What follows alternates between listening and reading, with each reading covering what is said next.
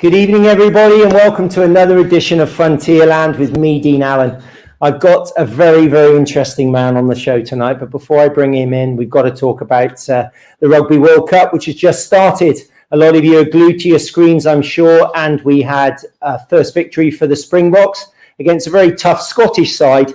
But let's hope we're going to bring that trophy home like we did in 2019 against my home country. A lot of people ask me, who do I support? But back then in 2019, I made up my mind. I'm a Springbok supporter. I live here in South Africa, and it feels like I've got the green and gold in my heart. So I'm a truly converted South African. But do you know the secret to South Africa's victory against the Scots? We've actually got a secret agent up there in Edinburgh. I came across this wonderful footage of a Scotsman, a so-called Scotsman, playing our national anthem. Just have a look at this.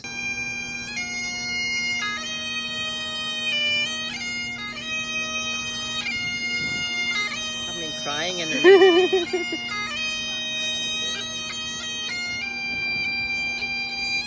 How about that? You're recording it.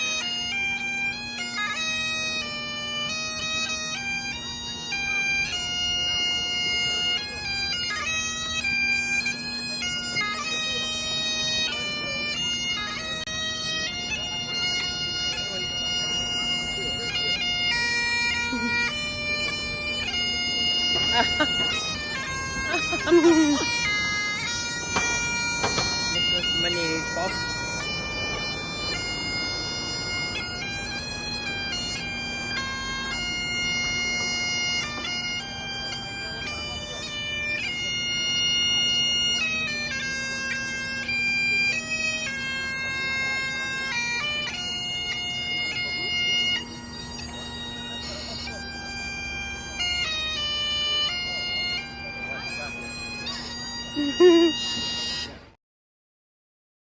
Wonderful stuff. How could we not fail to win with that kind of encouragement? Amazing. Have you ever heard the South African national anthem played on the bagpipes? A few dodgy notes there, but apparently one of the most difficult instruments to play. So absolutely fantastic stuff. Right, to tonight's show.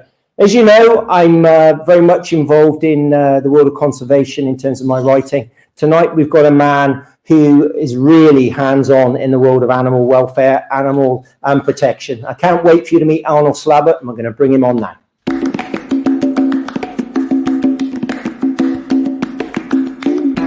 Ooh, welcome to the show. Now is your time to shine. We're going to have a lekker chat tonight. Another good time. Arnold, what a pleasure to meet you at last. Do you know you're a bit of a legend? Gary, who sits to my right here and controls all this wonderful technology, ever since we started Frontierland, has said, you've got to get a man called Arnold Slabbert on the show. So you're not going to disappoint me tonight, are you? You've got lots of stories to tell. I'll try and behave myself, I promise. Try and behave yourself. That's the main thing. We met yesterday. I've got to say to the viewers, we met yesterday. I wanted to get a sense of not only what you do, but a sense of your appreciation for this wonderful part of the world that we live in, of course, the Eastern Cape. This show is called Frontierland. I believe you're intimately part of the frontier. You've got some quite interesting relatives. Tell us a little bit more about those famous relatives of yours that we were discussing. Which one, my uncle? Yeah, well, my great-grandfather was a reasonably famous frontiersman, Jack Bissett, and he wrote an amazing book called Sport and War. Extremely interesting read, and I've always loved history and reading, so I'm pretty well read up, and I must say Jack Bissett's book just opened the world for me on the frontier wars, and that changed my whole idea on a lot of the things and the way we thought and what went on, and it gave me an idea of how hard life actually was on this frontier at one time for those English settlers and Scottish settlers, etc., and even German settlers later that came out. And what a hard time they had of it, and how amazing that some of them actually made it through, prospered, and tamed this wild part of the country. Certainly, it still is a wild part of the country. I mean, it was back in those days.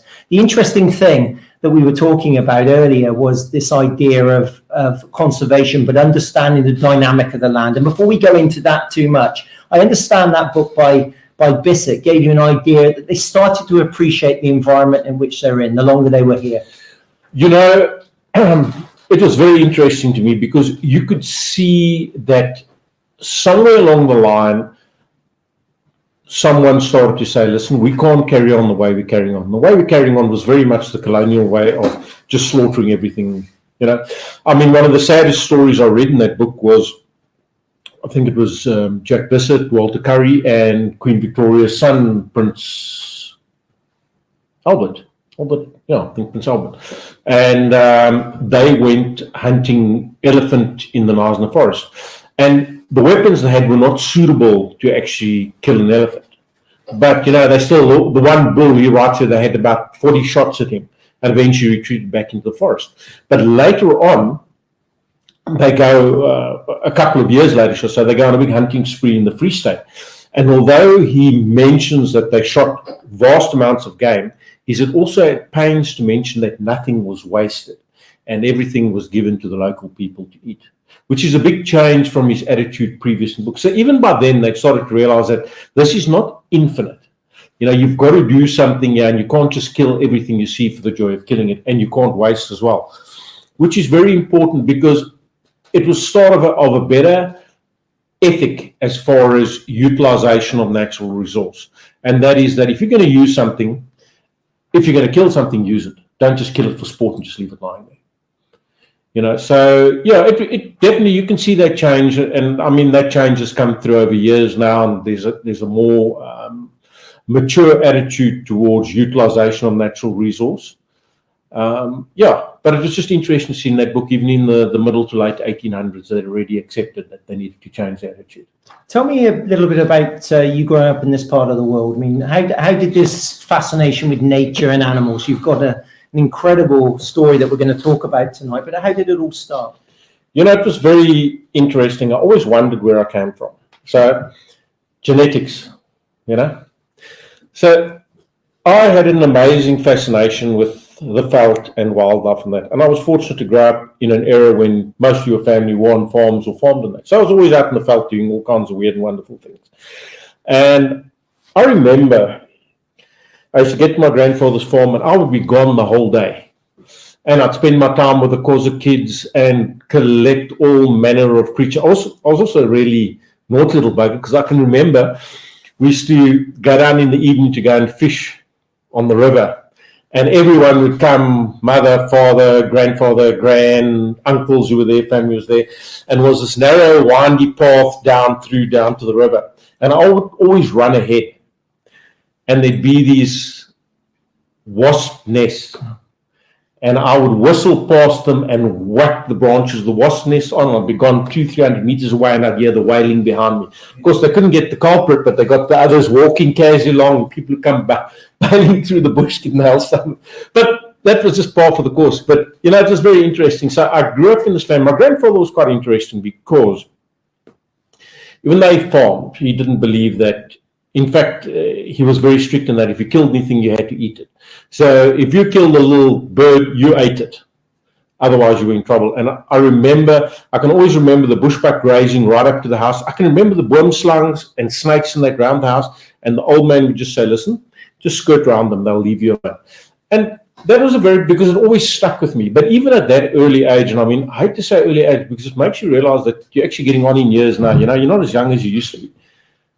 Sometimes I need to remember that. But the point of the matter is it was there that taught me an appreciation that, you know, you don't have to kill everything. You can coexist to a large degree. You know, and over the years I developed, let's call it an appreciation for wildlife, indigenous wildlife in our area. And the reason I say that is because we only grew up with indigenous wildlife. We didn't have this vast array of creatures that now occurs right throughout the province. I mean, there were a few species of game animals, and that was it. Now you get 30, 40, 50 different species. Yeah, the big five wandering quite a few areas. That was never like that in our day. The only place you'd have the bigger animals would be in national parks and reserves, and that wasn't like it is today. And when I look at the change in attitude, the other thing that was really, really interesting too is back in that day, people were very much utilizers. And when I say utilizers, the farming communities and the people actually lived off the land. They didn't go and buy their stuff. In hunting season, and hunting season traditionally is always in the winter months. In hunting season, people would hunt and all of that meat would be utilized. And the reason was in the winter months because it was colder. So, not necessarily because animals weren't breeding or that, some species will breed in winter, but it was just because it's colder and you can preserve your meat better. And all of that stuff was utilized, and there was a definite respect for the land that I've seen, unfortunately, disappear. And it's disappeared with the massive farming enterprise, which are no longer family-run businesses. These are just massive corporations grinding out the rands and cents and not really that much concern. And I was talking to someone this morning. I said, I really, really miss those days. And the other sad thing too is the massive corporate ownership of land nowadays. So you get all these foreign companies coming in, these foreigners, and they're buying up vast tracts of land. And basically, because of the financial strength of the currency, they are pushing a lot of younger farmers out of farming because they simply cannot afford to buy. They need to grow, but they can't afford to buy the land because you can't farm that value out of the land. So you see this whole change in land use. We can debate, and I think you and I have spoken about it. What has the game farming industry done? Like I said, when I grew up, there were very few species. Trophy hunting was virtually something nobody ever spoke about because it was rarely done. There were maybe a few guys that potentially brought in foreigners to hunt them, but it wasn't done. It was a more a friendship thing, and the farmers would all get together and they'd have a hunt on a Saturday morning in the hunting season, and the meat would be shared with everybody. And that whole thing has disappeared into the money culture. And I remember my days in conservation. One of the things that always stuck with me, the first thing is you shouldn't have children because there's just way too many people in this world. Take note. But the other thing that really stuck with me was that if it pays, it stays. And that is really a mercenary attitude to life. But it seems to be the attitude that does conserve. Because people immediately they get financial resource out of something, then they tend to look after it better. And if I go and I look today, the things that are critically endangered and really need to be protected are the tiny little things. They've got no value. They're not cute. They're not entertaining. They're just there and they're on the edge of existence. But because they have no real big financial value, there they sit and there they disappear.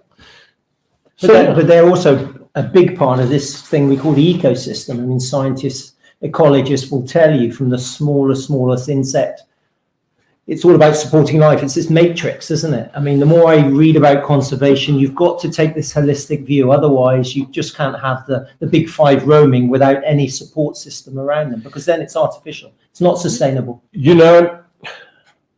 There's a gentleman. He is a really good wildlife manager. A lot of people hate him. He's very outspoken. He's very brash, and that's Ron Thompson. And funny enough, in my early conservation days, I read a book written by him called On Conservation. And Ron had a really interesting view about life. And he likened, he's probably one of the most experienced elephant managers out in heaven, but I know he shot 10 or 12,000 elephants in his time in Zimbabwe parks. But he did it because it was a job that needed to be done, because of the damage elephants cause to vegetation. But anyway, the interesting thing is he said that because as the human population grows, habitat gets less and less. And we have to accept that some of the bigger species, like the dinosaurs, will eventually disappear because they cannot be sustained, because there's just less and less habitat for them. And that is where it is extremely interesting, because it's a whole thing of maybe the big ones just can't survive. And he looked at it very pragmatically, and I looked at it and I often thought about it, because you need these vast areas to actually sustain elephant. We're not talking about the artificial little game ranch with a high fence around the 5 elephant in it. Now, we're talking about real maintenance of elephant herds, and that's why the Addo National Park has expanded so. But whether you like it or not, and one of the things that struck me on the whole conservation thing is that there's a new airy-fairiness about conservation. In the old days, conservationists were actually practical people. They worked in the field, they knew what was going on in the field, but the new airy-fairy style of conservation is around meetings and, people actually don't even get into the field anymore. They actually don't know what's going on there. And then you get all these airy-fairies coming in. I read a really fascinating thing on the Kruger National Park. So I've got a lot of friends who work in all the different environmental circles. And one of my friends just said that the Kruger is actually really, really bad. They've lost control on it badly. And he's a researcher there, and he just said, the guys come and they poison the whole water hole. And they poison to kill rhino, obviously for the horn and that, but they poison vultures left, right, and center, and everything just gets poisoned in that whole area. And a far more harder than an inclusive policy is needed there, because there's a very liberal policy of allowing a lot of access to the park, and they actually need to control that access more. But anyway, I drifted off there because what I was reading in this article, there's a new scientist coming to the Kruger Park, and with glowing terms, they spoke about this guy. He had long hair, he had 3 earrings in his ear, bloody, bloody, blah, what an amazing guy. And he said, listen, the first thing I'm going to do is I'm going to stop this management in the park, which is like farm style management of culling and controlling elephants and things. We're going to stop that immediately. I looked at it and I thought, practically, I wonder how many days that guy's actually been in the field. And I was fortunate in my younger years, I was able to spend time with a lot of people who actually practically had to manage really big herds of elephant. And they just said, listen, when an elephant's been through an area, it's like a desert. A big bull will come and he'll see a 300-year-old tree. Oh, I like that branch to the top, and tear the whole tree down, take the branch. But that's his job. But his job was then to move on and maybe come back 100 years later. Or another elephant comes, not every 5 days, to come through the same area and destroy everything. So when you look at those kinds of things, you start to ask yourself, where is the whole bigger conservation picture going? Are we going the right way? Or should we start to accept, that unless humans, which doesn't seem likely, do something about the uncontrolled population growth. And let's face it, it's really, really uncontrolled. Probably the most exciting thing in my life was when, remember when the Wuhan flu game started? Yeah. Yeah, that was the most exciting thing. I said, this is it, boys. Tea time's over. This world's coming back under control. Well, it didn't work. It was just a big thing, and virtually nobody died, and life carried on as normal. David Attenborough made this point in his, seminal work later in life. He said how he went around the world in the 70s, 80s, just enjoying life, thinking it was going to go on forever. He said he took the best out of that period, modern period. But the point he made was we do live in a vastly overpopulated world. Of course, we haven't had any major wars or anything like that, if you look at things that have balanced things in the past. But the idea of conservation in a natural state, we are in an exciting time here in the Eastern Cape, because I've spoken to people during my research and they said this is one of the few areas, this province in this part of Southern Africa, where perhaps we can drop fences and allow animals to migrate naturally again. So in other words, they will then deal with their own population as nature would do. There won't be this idea of surplus population, because they would then move. Carnivores would move where the food is, and those herbivores would then move away from overgrazed areas. Do you see that happening, and will that cure everything? When I look at the human species is a greedy species. He doesn't want his asset to go on to the neighbor, and vice versa. You can just see that with something like food. I mean, for heaven's sake, the guy slaughtered the kudu because he's worried, it's going to jump over the fence, be in the neighbor's fault, and he's going to kill it, so I'm going to kill it first, kind of attitude. And that is pretty much a human attitude. Your biggest problem is to get enough people to agree to a certain, and it is happening. I mean, there are conservancies and inverted commas and that, but you've got to also start looking. The first thing is, a lot of people have no basic idea of conservation. You go and talk to game farmers and that, they think we're practicing conservation, we put animals here, etc., etc. Yeah, there are species that have really thrived now, but a lot of those species are exotic. They don't actually belong here. They bring their own negative impacts on our environment, and they compete with our indigenous species. So when you look at a situation like that, what are we talking about? Okay, so now we're going to have, who are the big free roamers? Springbuck. Okay, so springbuck roam freely forever. So practically, if you want springbuck to roam the way they did, you're going to have to open stock fences for hundreds and hundreds of kilometers. That's not going to happen because you do have a lot of game farmers, but you also have a lot of stock farmers who definitely don't want their fences opened. So your springbuck is not a jumper, so he's going to try and creep under a fence. So to open up for spring, they're good open. Kudu are a nice example because they just jump fences. They don't care. You've really got to have a nice high game fence, otherwise Kudu goes over. And they move around freely.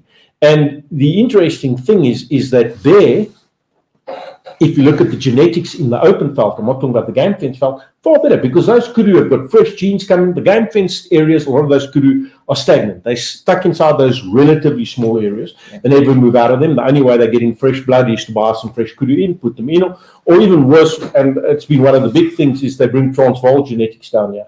And we put Transvaal kudu in, the Transvaal kudu get out and destroy the genetics of kudu that have evolved to this area forever and a day in the hopes of producing bigger animals with bigger horns for the trophy market. You knew Jack Ski, didn't you? Or knew of him, the man that basically wrote the template for what was here originally. And do you believe then that we should only have the indigenous animals? And if so, do they all belong back here in a state of increased population, human-animal conflict? It's changed since perhaps even the records that he refers to, isn't it? Well, Jack Ski was an amazing man. The reason he was an amazing man is he was a self-taught man. He lived in an era where you still had access to people who remembered previous eras, and he could physically talk to them, and they would tell him things that they either saw or their father saw. And that was so fascinating about him. He was very good at literature search, and he had a passion for what occurred. And not only in that, in history as well. Have you read his books on the prehistory of the... Fantastic. So, when you look at what Jack Skeet said, yes, I believe that the species that should occur here should be the species that originally occurred here. It's not for us to bring in all of these. I mean, we've got Lechwe from the Botswana roaming freely in the Eastern Cape. In a lot of cases, feral population. We've got Inyala from Natal roaming freely, feral population. Impala are everywhere. And then you have giraffe, things like that. And why is that there? Is it a conservation purpose? For conservation purposes or purely financial purposes? And that's what it is there for. It's purely financial. So my thing is, you ask me. So as a conservationist, I would say we need to accept the game farming, game ranching is agriculture. It's not conservation. It is agriculture, because if you were going to practice conservation according to the true concept of conservation, you sure as hell wouldn't have giraffe and 38 species roaming on your 2,000 hectares, right? My big issue is that with all farming, there is a big clash between the farmer, be it stock farmer or game farmer, and predators, right? And most of them will not accept any form of predation. And it was very interesting because, my big passion is birds of prey, and the martial eagle numbers have just plummeted. They are critically endangered and deservedly so. Not only are they contending with wind farms and that, it's persecution by stock farmers. But my thing originally always was, okay, Arnold, marshals and crowns are going to be safe. With all the game farming, they are not a threat to game farmers. It's small stock farmers who regard them as a threat. And there's a very interesting conservation thing I'll tell you about now. So what happened is I was up in Natal, and one of my friends is a researcher, and he was doing his doctorate, and he was researching on game farms and that. And we were talking. And I said to him, my only hope is that some of the big eagle, but it's particularly martial, populations will recover a bit with all game farming. He looked at me and said, "Are you crazy?" I said, "What do you mean?" He said, "Listen," he said, "these game farmers, right, they've got a black impala lamb there. That black impala, that was the time when all of these game variants were selling through the roof. That black impala ram's worth 100K. Do you think he wants a marshal to catch?" He said, "They persecute the marshals harder than the stock farmers do." And with that, I just felt that little bubble burst. And I thought, geez, right. And then a friend of mine, there was a well-known crowned eagle nest out in the farm. And I said to him, "I said, what happened to the crowned eagle nest? Why are you so quiet?" Because he always used to report back and say, "Oh, no, the birds are breeding." He said, "No," he said, the farmer has trophy hunters there who shoot blue duiker. So he shot the crowned eagles because crowned eagles catch a lot of blue duiker. So no doubt if that eagle was also hunted, God forbid, that would have had a price on it, it probably would have been preserved. That's the irony of the situation. You're saying you put a price on an animal, it gets looked after. You put a price on the animal, gets looked after, and that is the sad thing with predators. And I've always stood for the predators because I got a very good friend who's a real capitalist, and he got some farms on that, and he said to me, "What do I think?" And I said, we did a lot of research. It was really fascinating research. You know what we found? That in the natural areas, and it makes such good sense, in the natural areas, your predators prey on small prey items, jackal, lynx, lots of striped field mouse, that kind of stuff. Why? Because you have such a well-managed ecosystem. You've got lots of insects, you've got lots of good grass, you've got lots of seed. So these animals are plentiful and they present no threat to that predator. Catching a bushbuck, or there's a threat to that. But catching field mouse all day long, they're high protein, really valuable. And we showed immediately that, on well-protected, well-preserved, well-maintained veld, these animals live mainly on mice, and lynx mainly rockorex, dassies. And, I told him this, and he listened to me. And funny enough, he just said, right, okay, I'm farming sheep, but, I'll take my 1 or 2 losses, but we're not hunting lynx and jackal here. And he runs a big farming operation. They don't hunt lynx and jackal. They just leave them alone. And, the situation stabilized itself, and he's also gone and got people to advise him on better management of his veld. So he's got good grass cover, he's got lots of things, he manages his veld well, and the whole situation balances itself out. In my conservation days, whenever a farmer complained, "Oh, the eagles are killing all my stock," you knew when you went to that farm, it was overgrazed 99% of the time. Right? And the worst of the lot is those farmers never realized that if your kids came home every holiday, went out at night with a light and shot every single hare in the district and spent every day shooting all the dassies and the crons, what do you want the eagles to feed on? And then to add insult to injury, you've grazed the veld to hell, there's no real natural quarry. And the sad thing with birds of prey is, once they've learned to do something, it's basically habituation to quarry. Right? So I can take a peregrine falcon and train it to hunt ducks exclusively. It learns, it gets success on ducks, and it hunts ducks. Right. The same with the big eagle. After a while, they learn, okay, these lambs are easy to take. They'll teach the youngsters. This is the quarry to take. And while the chick is still in the nest, with all birds of prey, they're bringing food back and can teach them like that. However, if they hunt a nice, balanced, and a wide variety of quarry, that chick grows up used to eating rock hyraxes and a whole lot of other things. Heaven forbid small antelope, because some game farmer is going to clap him because he's taking a trophy away. So I look at the game farming industry and the whole tourism industry, and I see it as a commercial venture. I see it as farming. I don't see it as a conservation industry. If you're going to have a true conservation industry, there's no ways you can have hordes of vehicles. I think the Kruger National Park's experiencing exactly the same problem. You have these hordes of tourists racing up and down and interfering with the lives of those animals. Basically, day in, day out, people up and down. Yeah, they get used to it to a degree, but it interferes with the way they operate. So to have real conservation areas, they've got to be massive wilderness areas. Wilderness areas where people go in on foot, not drive up and down with vehicles. That was what Ian Player said, of course. That was his big drive, that these reserves that did have and do have commercial value, of course, had that wilderness area where the only access was by foot, preferably no human access at all. Unfortunately, as we said, due to the lack of space, those areas have dwindled.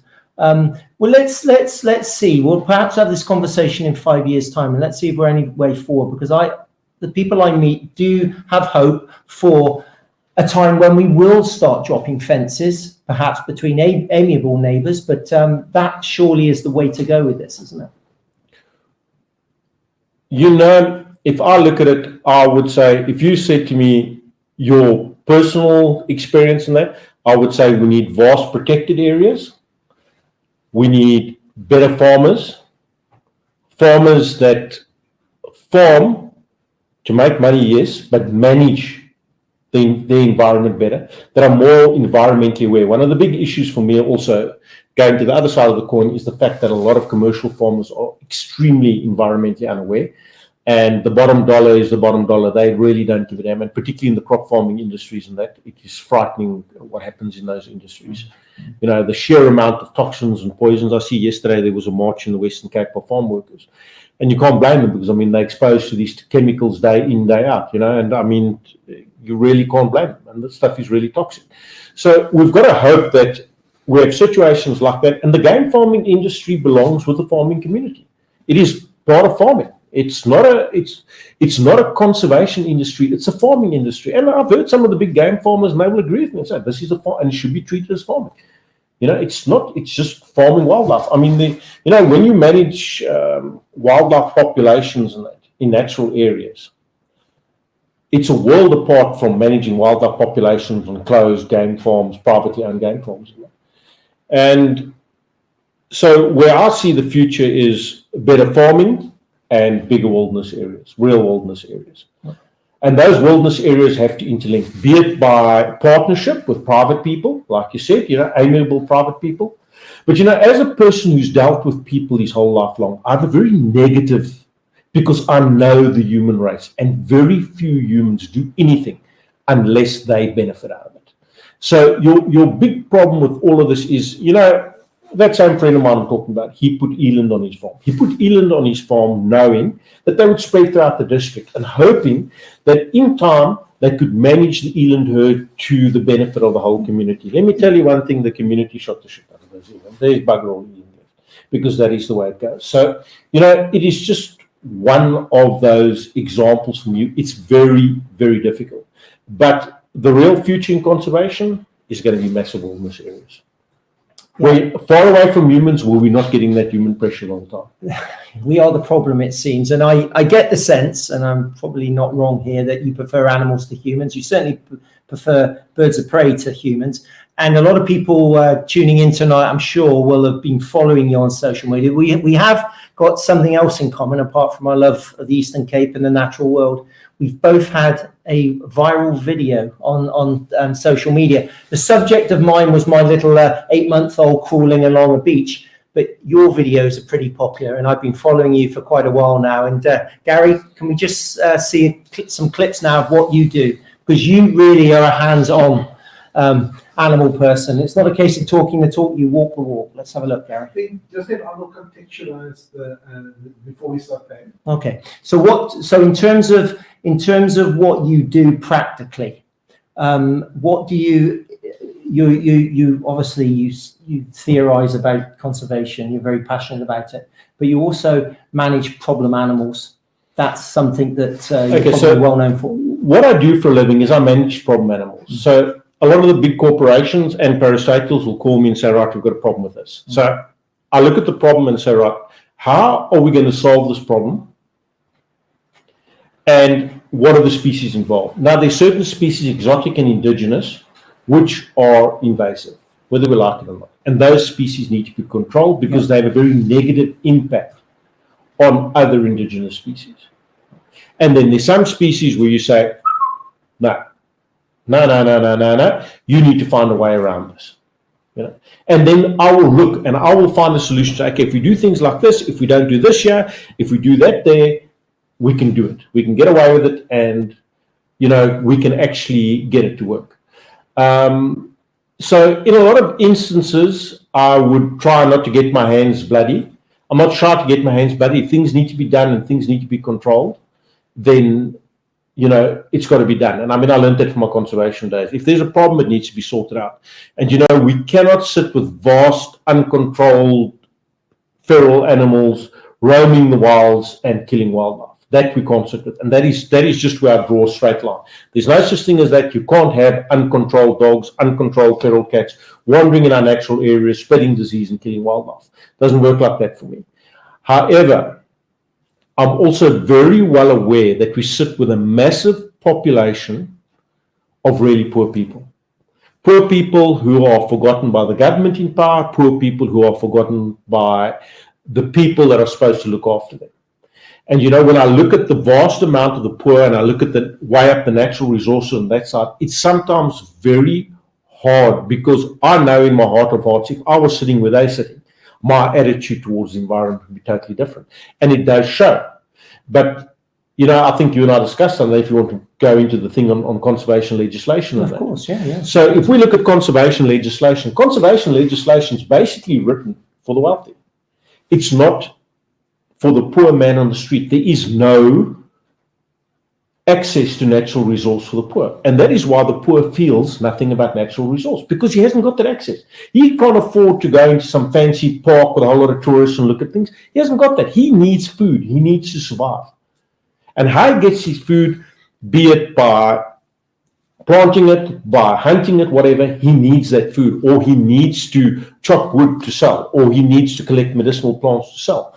And unfortunately, conservation legislation makes no place for the poor.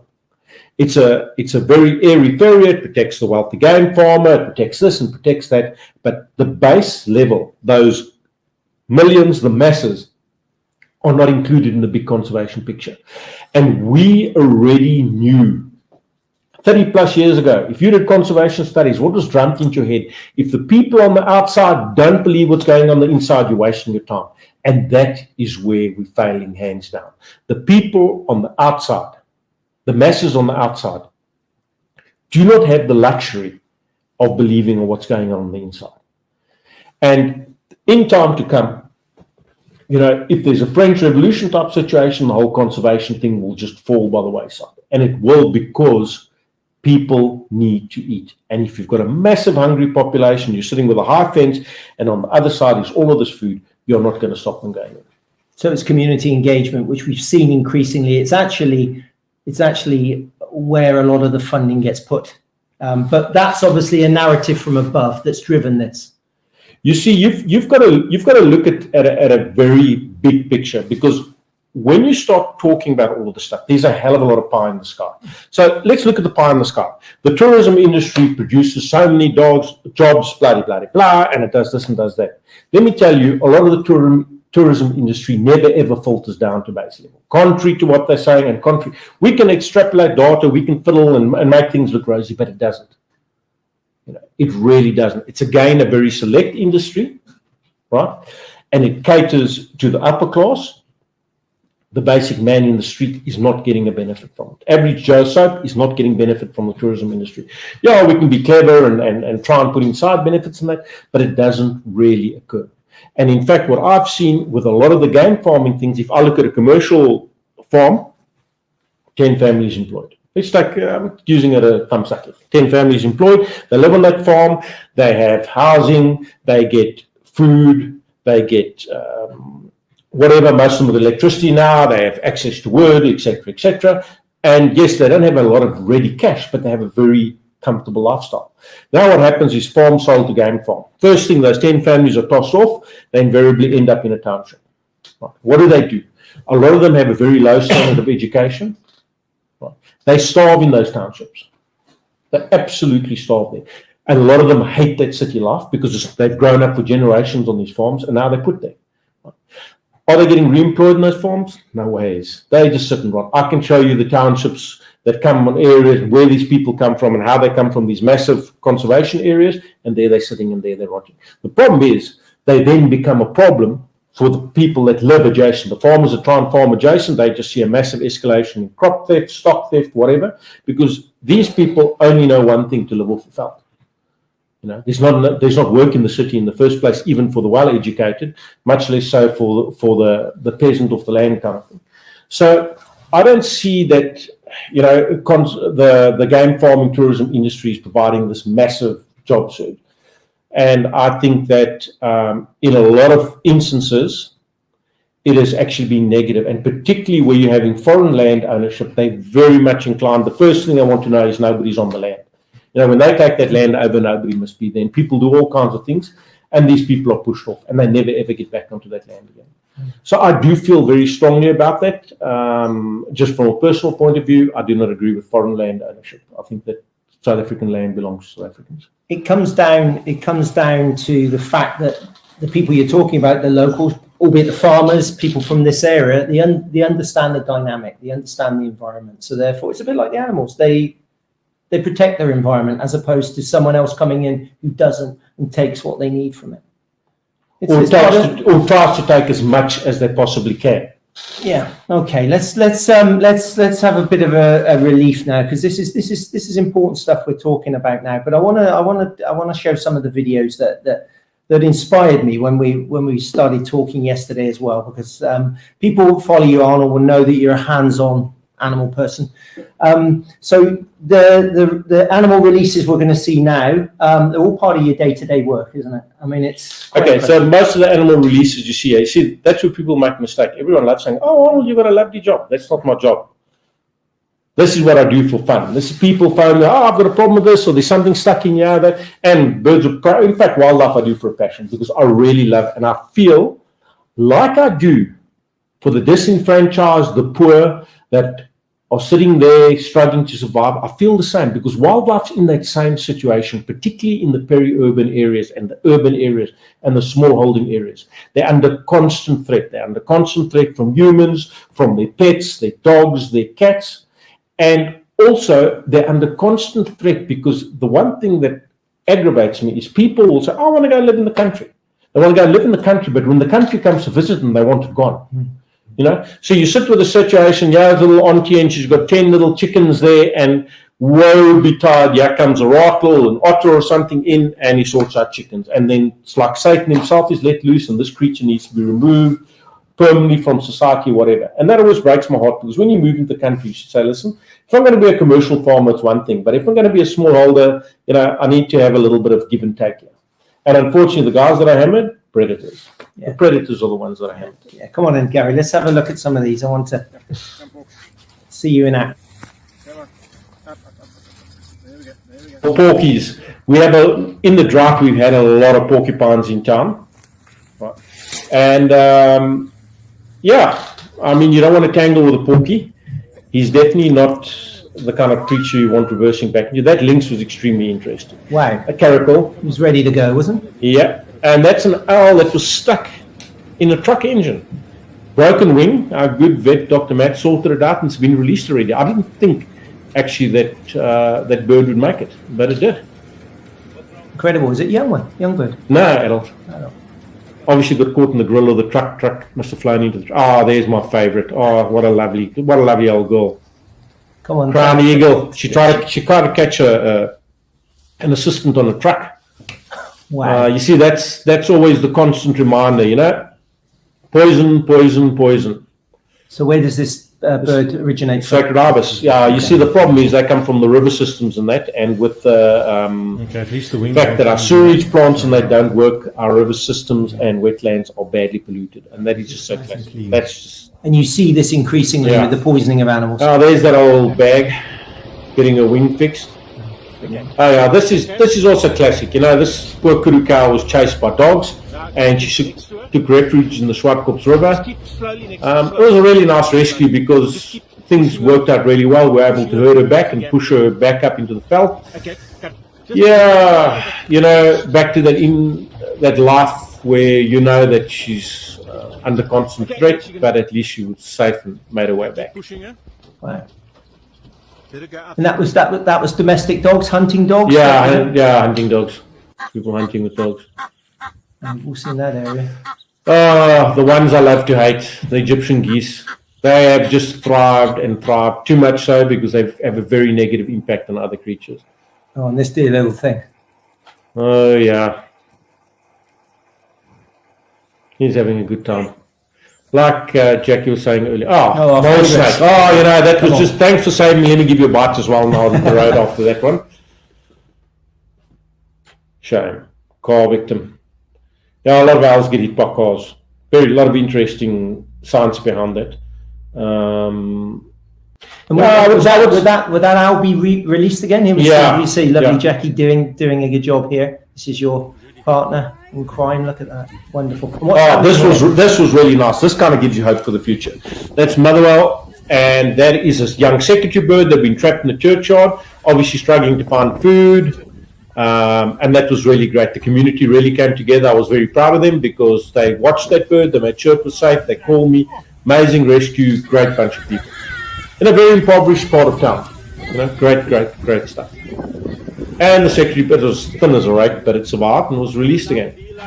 Rung and released. I was very chuffed. That was a very, very good story. And very this is all part of the education. Look at those kids It is. watching on. I mean, do you try to engage? Yes, with the I people? engaged them and I told them and chatted with them.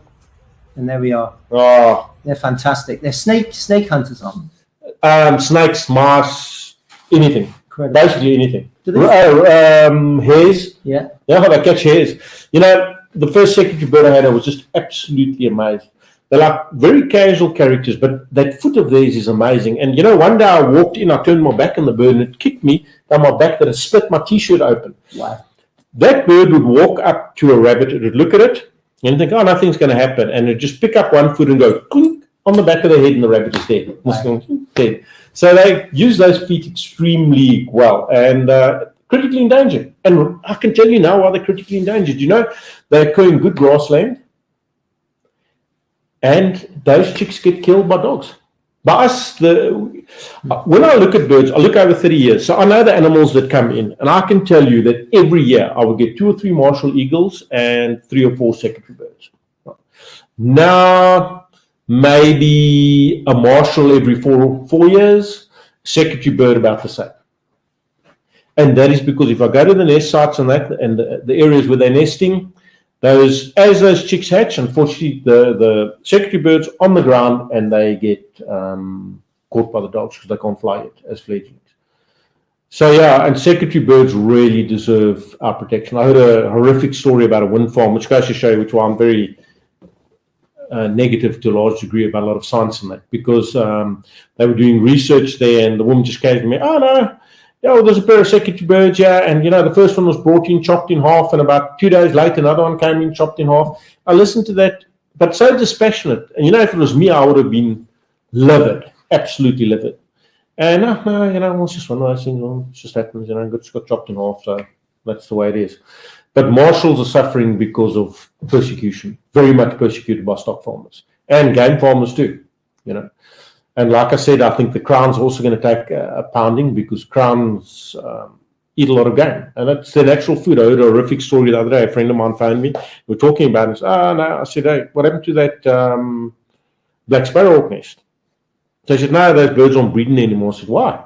He said, no, he said, the farmer shot them. I said, why did he shoot them? No, he likes the plovers and the duckops and the small birds around his house and the black sparrows catch them. And I said, well, what do you want them to catch? You want them to go to Kentucky and order a rounder or something? You know, it's just, I don't understand the whole people-predator relationship. You know, it's just, if something eats something else, it becomes public enemy number one. And, you know, people don't wail when it gets killed. You're very much, Arnold, if I may say, you're a student of the natural world, and for you, it's all about balance. If you damage one part of the ecosystem, it has an effect somewhere else. Doing my background reading on your work, you have a saying, and you said it to me off air as well. You believe in animal welfare rather than animal rights. Can you explain that? What's the difference? Because that's something we often get confused with, don't we? Okay, so when I look at animal welfare, to me, animal welfare is being concerned about the welfare of animals. In other words, if we're domestic animals, let's take a dog, for example. You make sure the dog's fed properly, it's got water, it's got a decent place to stay, it gets regular exercise, etc., etc. That is animal welfare. Animal rights is trying to convince yourself that the dog has the same feelings as a human.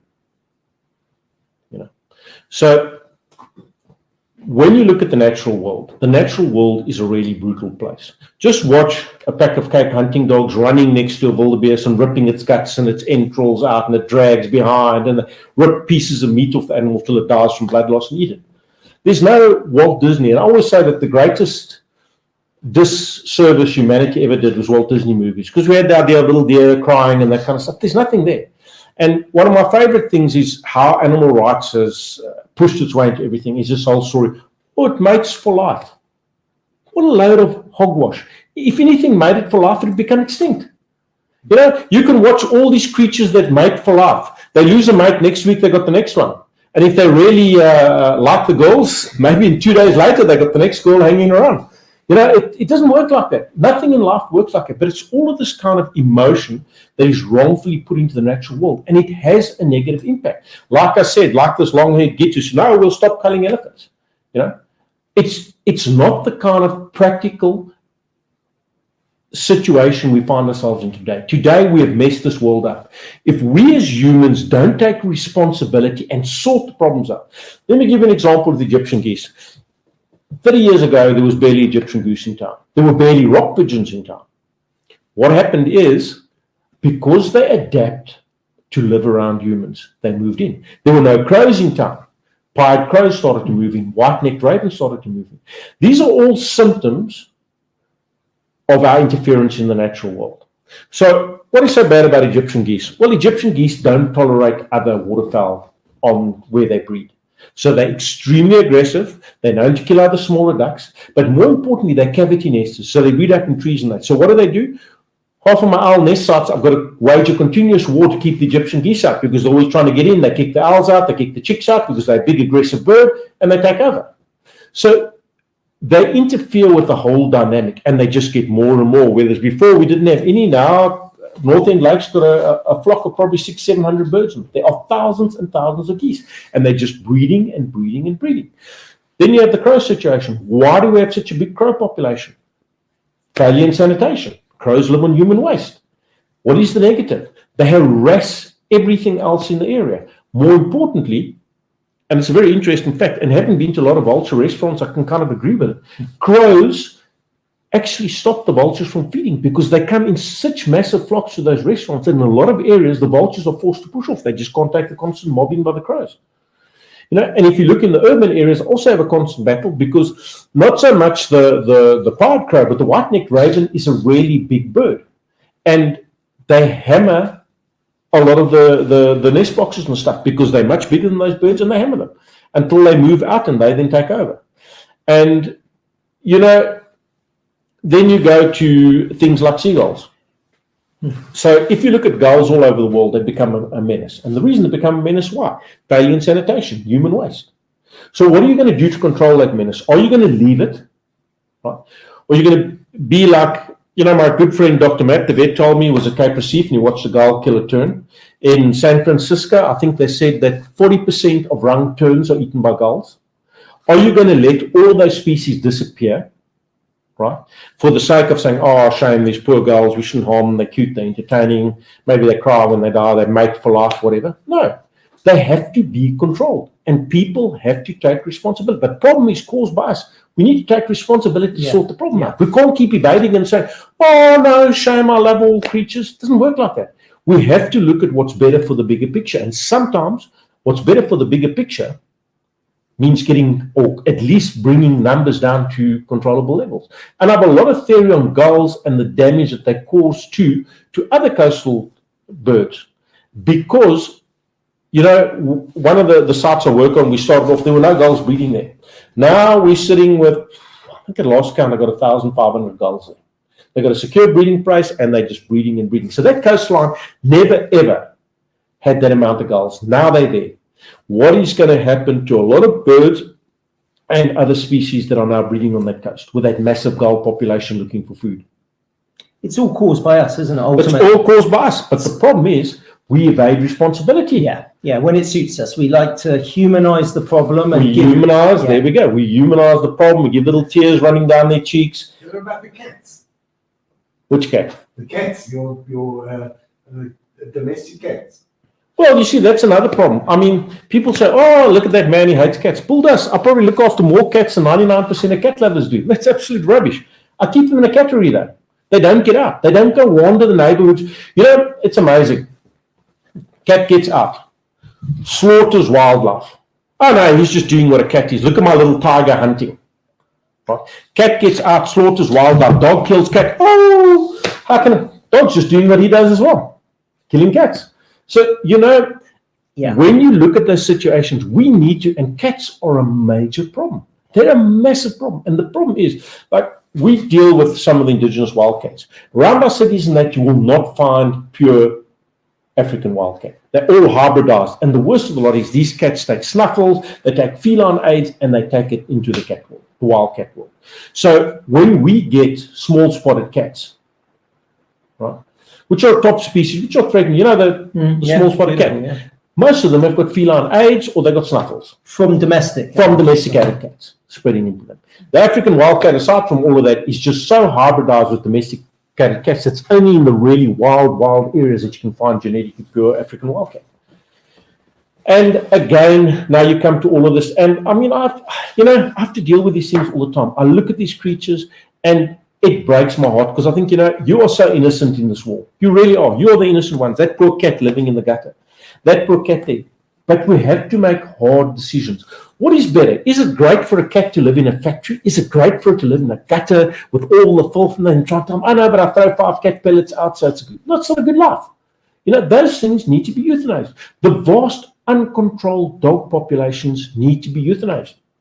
They need to be controlled. We cannot keep on going, feeding and keeping and looking after all these things. Right? The natural world is under enough pressure without all of this excess pressure from feral domestic animals. We don't need that. And it doesn't matter what you feel. You've got to be practical. Yeah. And I mean, there's not a person here who's going to tell me, oh no, I've looked after these creatures. I've looked after thousands and thousands of creatures in my time. And it's not that I don't have compassion, but I see the bigger picture. And the bigger picture says to me, we've caused the problem. We need to take the right steps. Be they be seen as brutal, but we need to take the right steps to try and address, manage those problems. But we can see on the footage. I mean, you're an animal lover. I mean, you're doing this because of the bigger picture, aren't you? I mean, it must be difficult for you to go to a situation and just think, well, if I'm going to release this animal, it's going to happen again and again. That's the difficult. You release an owl. We've had owls back 3 or 4 times poisoned again. Amazing. And why? If you look at the whole use of poison, the very people that use poison will be sitting there saying, oh, you shouldn't hunt, you shouldn't kill creatures. Toss poison in the roof. Oh, no, but I put poison in the roof, it won't affect anything else. Meanwhile, that rat that's poisoned in the roof, out he goes, gets caught by an owl, the owl gets poisoned, and so the cycle goes on. Poison in gardens, etc., etc. That's a small microcosm of what occurs in the big world. Then you come to massive commercial agriculture, the vast use of poisons which end up in our river systems. The Mississippi Delta has a dead zone that extends to sea. I don't want to lie, but I think it's about, you see, because I'm always muddled up between miles and kilometers, Yeah. but I think it's about 140 miles to sea where there's no life. And if you look at aerial photographs, that sea is green and dead, and that is from all the organophosphates plus tons of other poison that come down the Mississippi River into the sea. It's killed every living thing there. Yeah? And that is why we go to the old thing of, okay, so people love being self-righteous. We all love being, oh no, I'm just better than the next one. So then you'll have this whole thing, oh, I'm a vegan. I don't believe in harming anything. For God's sake, people, go and have a look at the cost of growing vegetables, the cost to the environment. It is staggering. It is frightening, the amount of chemicals that get pushed into and probably do far more damage than that poor old cow, who I feel incredibly sorry for ending up at the abattoirs, but it doesn't matter. Whatever humans do, we have this massive effect on the environment, and it is very, very difficult to negate. And I mean, I watch all the environmental stuff. I keep myself up to date, and I'll even look at recycling, and I look at how fake the whole recycling thing is. I mean, they get all this recycling stuff, go and dump it in some other country, and there it sits. I can see you're very critical, you're very cynical of this because you look beyond what we're fed in the media and on a daily basis. Give me some good news stories. What is working in this world? Give me examples of how we have made things better, or the practices, perhaps a context, or perhaps with a species or a country that is doing a good job. You look at the world throughout, and all of the good jobs are negated by just sheerly human population, because you can do as good a job as you want, but if you're not controlling your population, and Africa has some amazing stories, but on the negative side, it's just got this massive amount of people, and the environment cannot handle it. But I did hear some really good stories. I think it was Rwanda. Someone said they went to visit Rwanda, and they said that place was amazing. It was so clean. There was no plastic. There was nothing there. And that just blew my mind. Wow. And they said, yes, you really need to go and look there. It's amazing.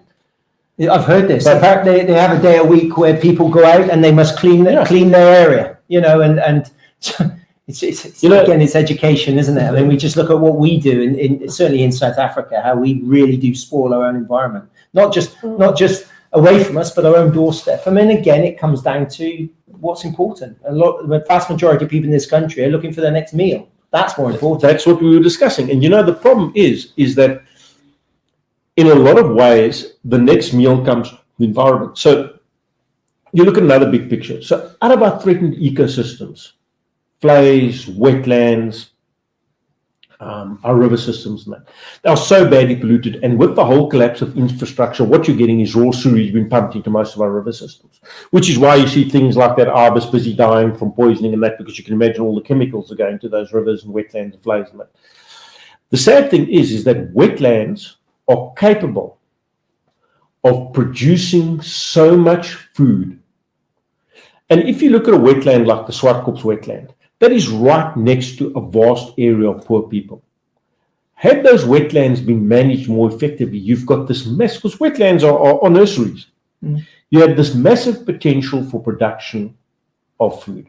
Okay, fish, whatever. But you've got really, and a lot of people do actually subsist off the river. What they catch in the river, heaven forbid, because I would never eat a fish out the Swartkops River. I'm afraid the pollutant is just too bad.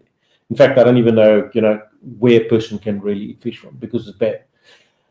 The interesting thing, though, is that unfortunately, because of civilization and all the advances and all of the plastics in that, once you start getting into places like the Transkei and that, they are beautiful to die for river systems. But we sit with this plastic pollution problem, because plastics and plastic bags are so easily obtainable. And unfortunately, what do people do? They just throw them down. And that is the big thing. But, it is very interesting, because I think one of the big issues is that if you do not manage your cities correctly, the environment's going to pay.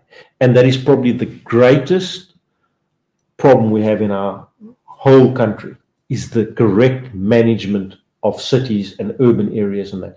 And also the correct management of river systems.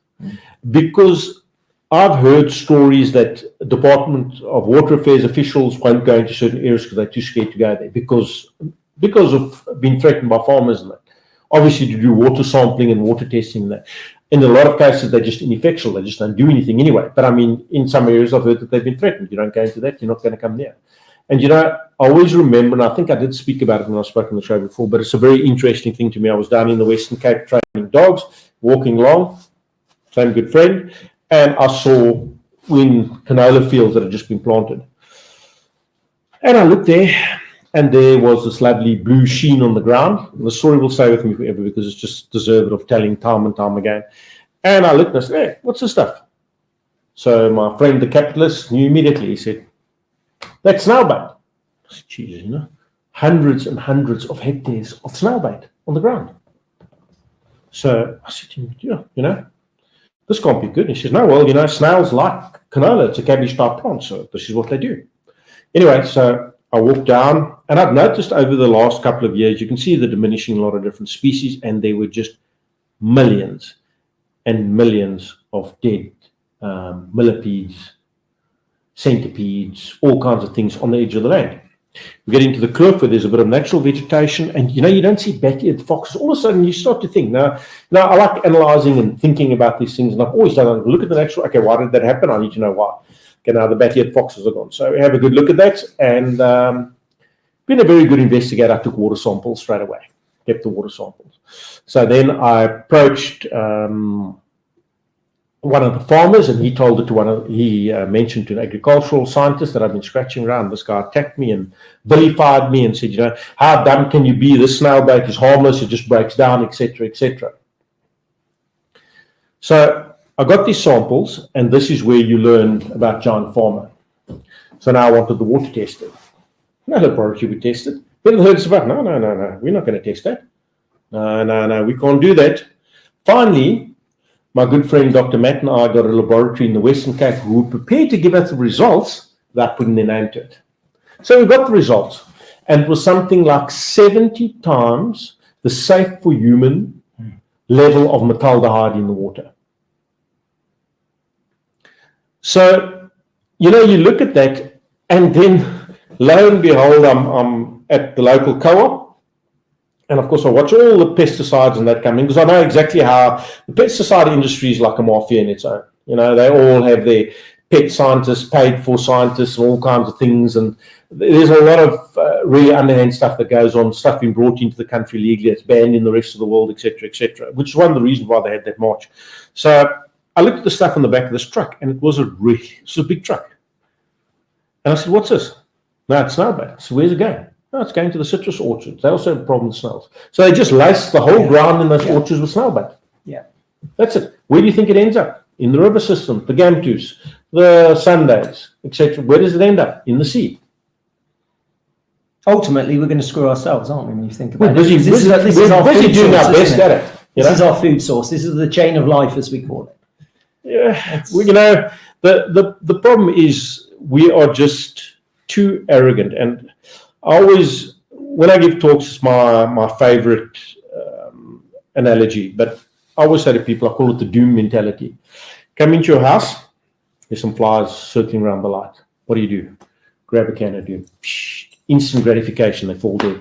Never once do you come in and say, well, maybe my waste management is not up to standard. I need to clean up. I need to take that black bag, put it outside. Never once do you say, I'm actually spraying a neurotoxin in the air. Yeah, I'm absorbing it. My kids are absorbing it. Not only your kids, but your kids will absorb it. Cats, etc., etc.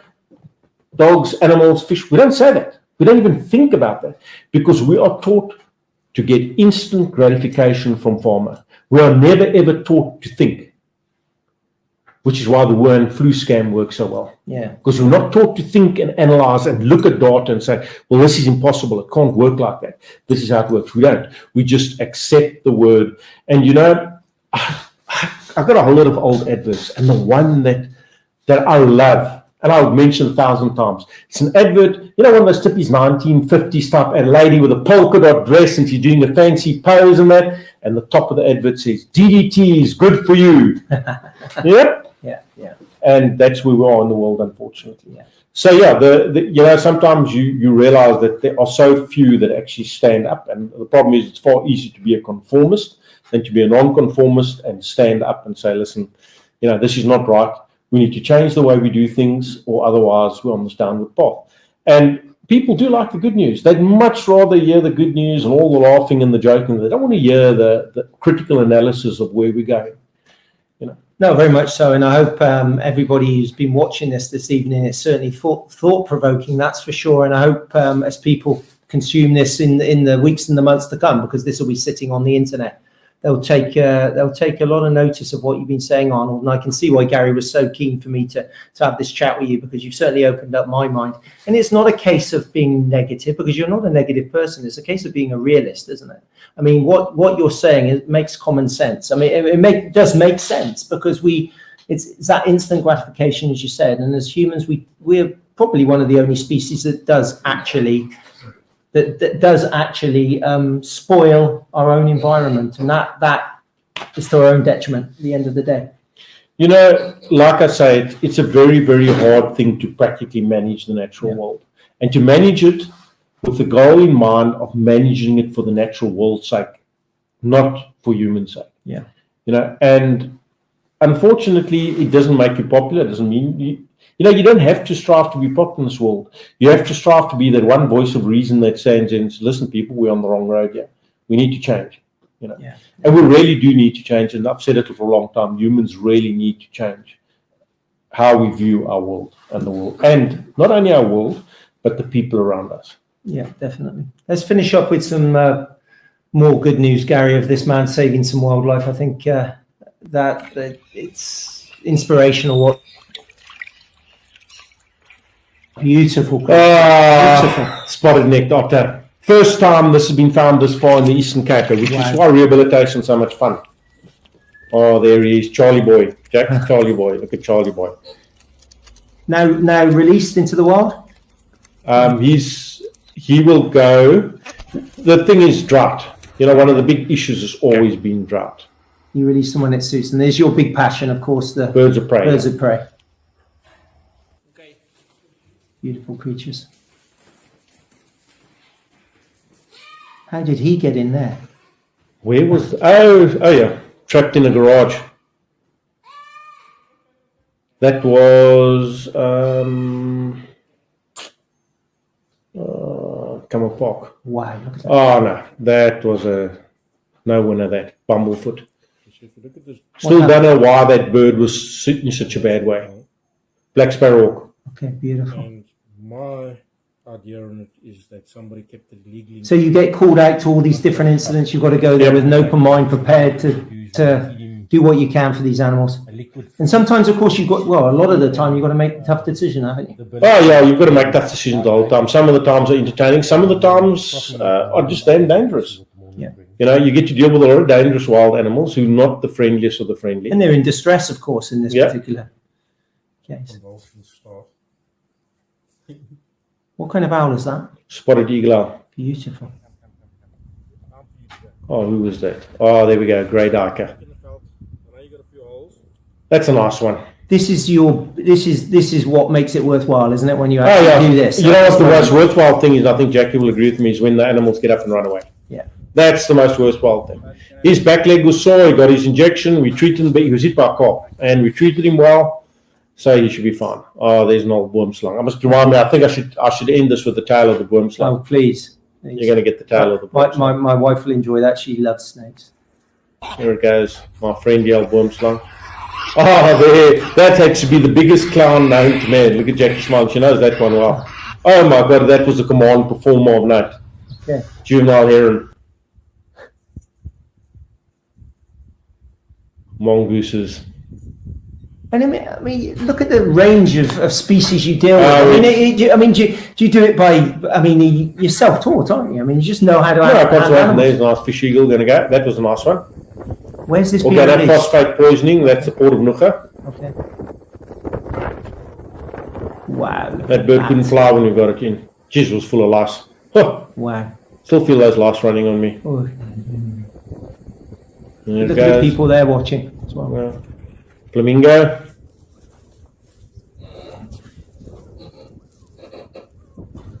Now we recognise that backdrop, that's for sure. Port of Nucha. Yeah. There are lots of flamingo there. Port of Nucha is actually quite a nice story. Provided a lot of safe environment for a lot of waterfowl, seabirds. Quite nice. Oh! Polecat. Striped polecat. There's an otter. There's an otter. Beautiful creature that is.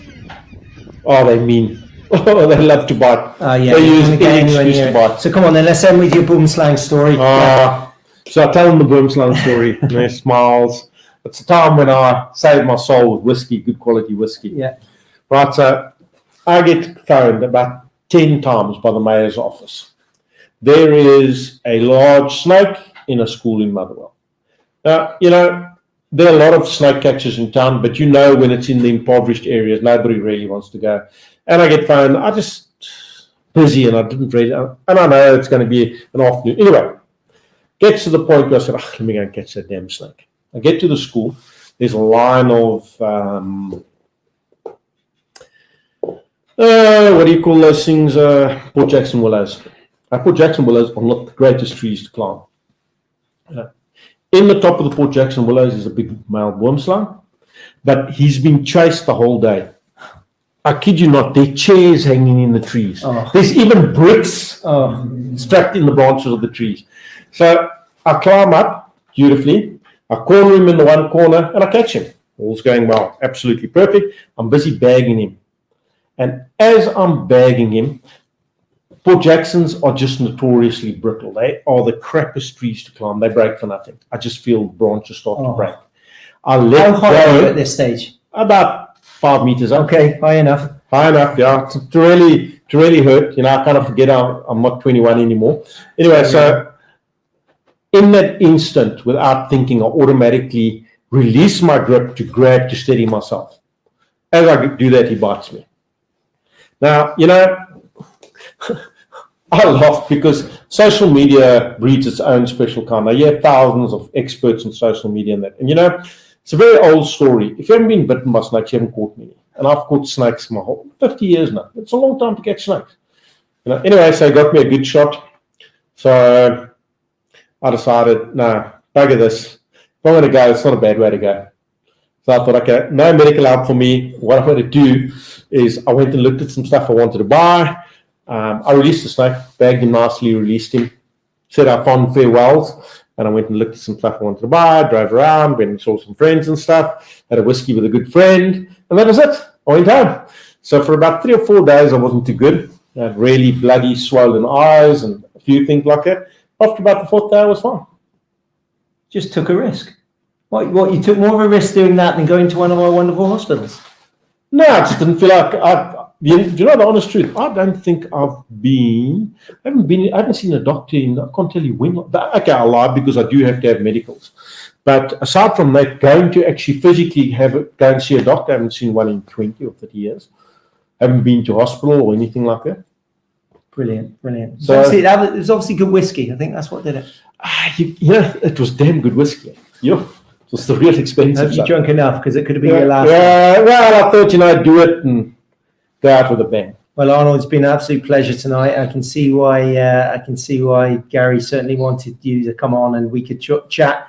Perhaps we'll do this again. Well, like I said, we'll invite you back in a year or two and let's hope there's been some kind of movement in Nelson Mandela Bay, which we're all passionate about, of course. And thank you for what you do. Pleasure. Brilliant. Thank you, mate. Thank you. Cheers.